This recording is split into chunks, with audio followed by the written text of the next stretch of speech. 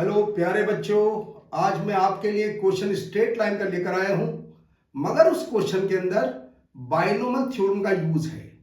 अगर binomial theorem नहीं आती फिर क्वेश्चन, और उसके अंदर भी एक इंपॉर्टेंट कॉन्सेप्ट का यूज बताऊंगा कैसे क्या होता है इसके अंदर। देखिए जरा बात से, क्वेश्चन है इफ एल्फा, बस एल्फा की वैल्यू चाहिए मुझे और कुछ नहीं। डिस्टेंस, किसी पॉइंट से लाइन की डिस्टेंस तो हम 11th क्लास में पढ़ते हैं, आराम से निकाल सकते हैं, कोई भी निकाल सकता है, तुम क्या कोई भी। तो इसमें मेन आवश्यकता होगी कि अल्फा की वैल्यू क्या है। अगर मैं इसकी डिस्टेंस की बात करूं, नॉर्मली डिस्टेंस की बात करता हूं, ये लाइन है मेरे पास, अभी मैं अल्फा की बात नहीं कर रहा, alpha x minus √3y plus 1 equal to 0 पर मैं लेंथ निकाल रहा हूं 12 √3 से। पहले फिलहाल लेंथ क्या होती है पहले इसकी बात करेंगे हम, अल्फा बाद में देखेंगे हम कि इसकी लेंथ क्या है, इसकी बात करने जा रहा हूं। देखो ये लेंथ तो ये होती है p, 12 alpha minus 3 plus 1 mod, क्योंकि लेंथ ऑलवेज पॉजिटिव होती है, upon under root alpha square plus 3। तो बस p आ जाता है mod 12 alpha minus 2 upon root alpha square plus 3, ये आ जाता है जी। सब कुछ अल्फा के ऊपर डिपेंड है, अल्फा आ गया तो क्वेश्चन सोल्व हो जाएगा। फिर देख लीजिए, अल्फा आते ही क्वेश्चन तुम्हारा सोल्व हो जाएगा। तो अल्फा के ऊपर ही हमारा क्वेश्चन चलेगा। चलिए शुरू करते हैं।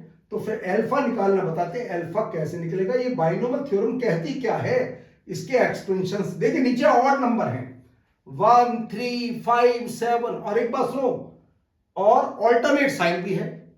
अगर किसी लोअर सफिक्स में, बाइनोमियल में या कहीं पर भी 2 का डिफरेंस हो नीचे और ऑल्टरनेट साइन हो, तो वहां पर x को हमें आयोटा पुट कर देना चाहिए। बताता हूं कैसे। मान लो मेरे पास ऐसे लिखा है 1 प्लस x लिखा है, सपोज करो मेरे पास होल पावर n लिखा है, तो लिखते हैं इसे क्या, nc0 plus nc1x nc2x square, ये चलता जाता है nc3x3। अगर इसके अंदर में x को आई वाई से रिप्लेस करूं, सपोज करो x को आई वाई से अगर मैं रिप्लेस करूं, रिप्लेस x बाय आई वाई नॉर्मली, तो 1 प्लस आई वाई होल n, जरा ध्यान से देखना आप, nc0 plus nc1 minus nc2y square, क्योंकि आई स्क्वायर होता -1, माइनस nc3y3। जरा ध्यान से देख लीजिए, जब भी ऑड आता है उसमें i का कोफिशिएंट आता है, यानी कि इसके एक्सपेंशन में इमेजिनरी पार्ट मांग रहा है तुमसे, हो रहा 12c1 12c3 12c5, तुमसे इमेजिनरी पार्ट मांग रहा है उसका। तो जब इसका इमेजिनरी पार्ट होगा और y को उसमें देख करके पुट कर देंगे हम, तो रिजल्ट कैसा आएगा। अब मैं इस कॉन्सेप्ट को लेकर चल रहा हूं, जब इमेजिनरी की बात करेगा तो कॉम्प्लेक्स नंबर भी मिक्स कर दिया। ये कैसा क्वेश्चन है, बाइनोमियल थ्योरम इसके अंदर, कॉम्प्लेक्स नंबर इसके अंदर, और एक चीज और यूज होगी इसके अंदर, ओमेगा का भी यूज होगा। बताता हूं कैसे क्या होगा, क्योंकि वहां √3 दिखता है। तो पहले मैं कंडीशन को, पहले बाइनोमियल का कॉन्सेप्ट बताता हूं क्या है, इसको बाद में पुट करेंगे अल्फा निकालने के बाद।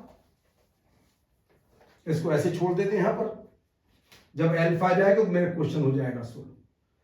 क्या है जी, अल्फा -1 तो ऐसे कर लीजिए और यहां पुट करो जी, r की वैल्यू 1, तो 12c1 minus 3 into 12c3 plus 3 square 12c5 minus 3 cube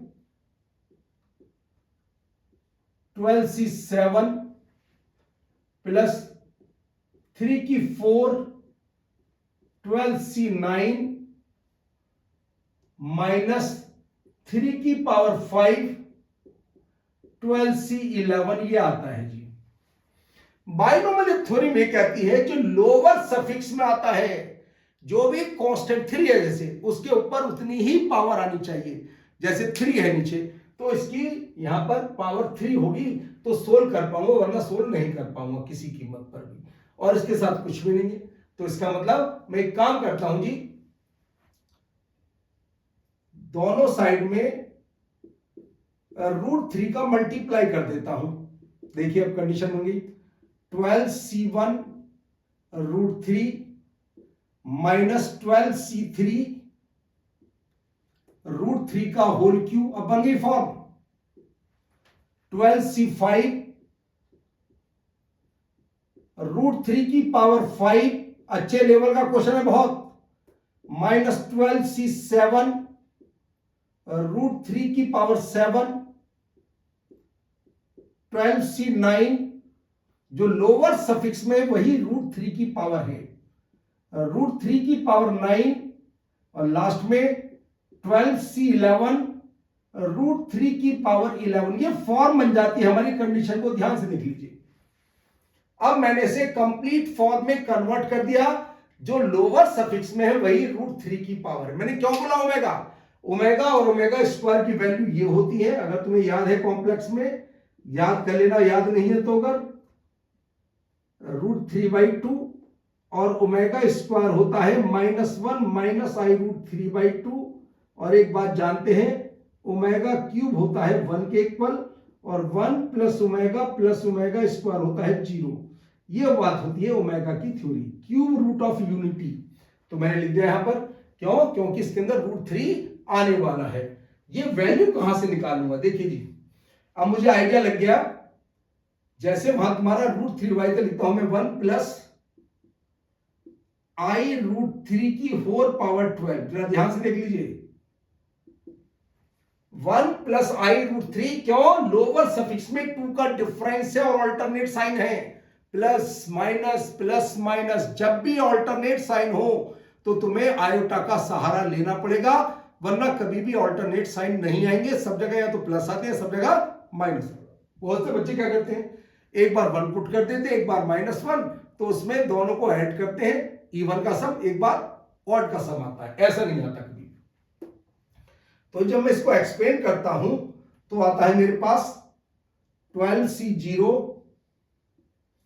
फिर आएगा जी 12c1 i√3, 12c2 i√3 का स्क्वायर, ये चलता रहेगा जी।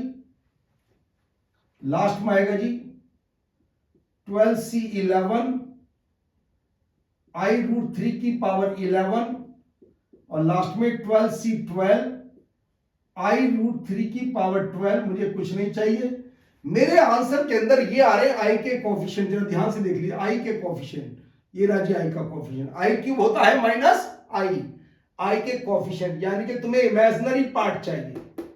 तो इमेजिनरी पार्ट, जो इसका इमेजिनरी पार्ट होगा वही मेरे क्वेश्चन का आंसर होगा। इसका इमेजिनरी पार्ट आएगा 12c1 √3 -12c3 √3 का होल क्यूब, 12c5 √3 की पावर 5।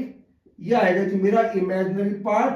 चलता जा रहा है जहां तक भी आएगा, प्लस, फिर लास्ट में आएगा जी -12c11 √3 की पावर 11। यह आएगा मेरा इमेजिनरी पार्ट। अब मुझे इसका इमेजिनरी पार्ट चाहिए जी, बस जरा ध्यान से देखिए। 1 + i√3/2 यहां से आता है, जरा ध्यान से देख लीजिए। 1 + i√3 यहां से आता है, तो मैं लिख देता हूं imaginary part of -2 omega square की पावर 12, इमेजिनरी पार्ट ऑफ -2 की पावर 12 ओमेगा की पावर 24, और ओमेगा की पावर 24 होता है 1। तो जी इसके अंदर तो इमेजिनरी पार्ट है ही नहीं, 0। क्यों? सब कुछ रियल है, आई तो है ही नहीं, इमेजिनरी पार्ट कैसा? तो इसका आ गया इमेजिनरी पार्ट 0। तो बस जब मैं इसको 0 पुट करता हूं तो अल्फा की वैल्यू 1 आ जाती है। देखो यहां से जब इसके अंदर मैं राइट हैंड साइड को 0 पुट करता हूं, फिर देखिए ध्यान से, क्यों? क्योंकि ये ऑड नंबर है 1 3 5। अगर मुझसे पूछता 12C0 माइनस 12C2, जब तो लेता मैं रियल पार्ट, जब तो मेरा आंसर ये तो रियल पार्ट ही आ गया -2 की पावर 12। मगर मुझे तो चाहिए 12C1 12C3, तो मैं लूंगा इसका इमेजिनरी पार्ट, मतलब आई का कॉफिशिएंट, ये आई का कॉफिशिएंट है, तो इधर भी मैं इमेजिनरी पार्ट को कंपेयर करूंगा। ये क्या था?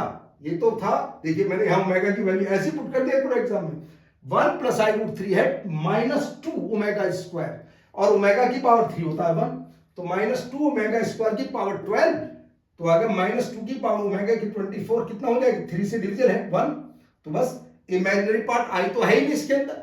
जब आई है ही नहीं तो आगे इमेजिनरी पार्ट 0, जब मैं ऊपर रखूंगा इमेजिनरी पार्ट को 0, तो मेरा क्वेश्चन हो जाएगा अल्फा -1 √3 = 0। तो लो जी, अल्फा की वैल्यू 1 आ जाती है। जब अल्फा की वैल्यू 1 आ जाती है, पी की वैल्यू आती है जी 10/2, यानी कि 5 आंसर आ जाता है। ये था न्यूमेरिकल टाइप का क्वेश्चन, जेईई मेन 28 जनवरी 2025 का मॉर्निंग शिफ्ट का न्यूमेरिकल टाइप क्वेश्चन था।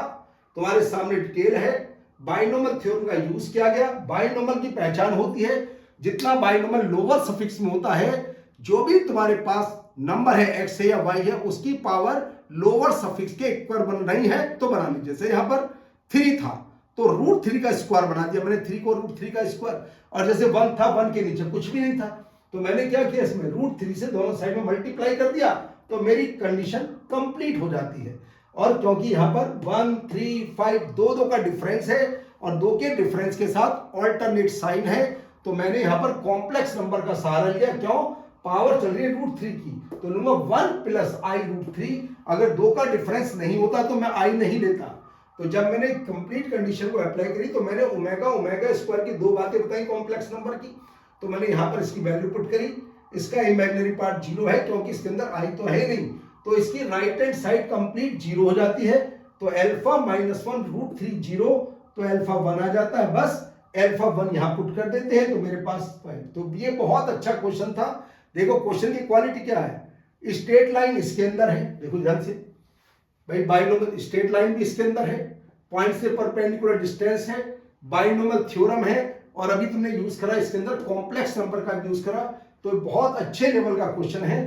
तो घर पर एक बार क्वेश्चन को पहले ध्यान से समझ लिया होगा सभी ने, उम्मीद है। इसके बाद इस क्वेश्चन को समझ करके खुद ब खुद करिएगा, तभी कमांड होगा जब क्वेश्चन को हम खुद करते हैं। क्वेश्चन याद करने से कभी फायदा नहीं होगा, जब हम क्वेश्चन को करते हैं एक बाय स्टेप, जब भी अटक जाए तो कौन सा स्टेप काम नहीं आ रहा, क्या हो रहा है, दोनों कंडीशन। तो ये मिक्स क्वेश्चन है। अगर मुझे ना कॉम्प्लेक्स नंबर आता है, अगर बाइनोमियल थ्योरम नहीं आता, तो मेरा क्वेश्चन कभी भी नहीं होगा, क्योंकि ये मिक्स क्वेश्चन है।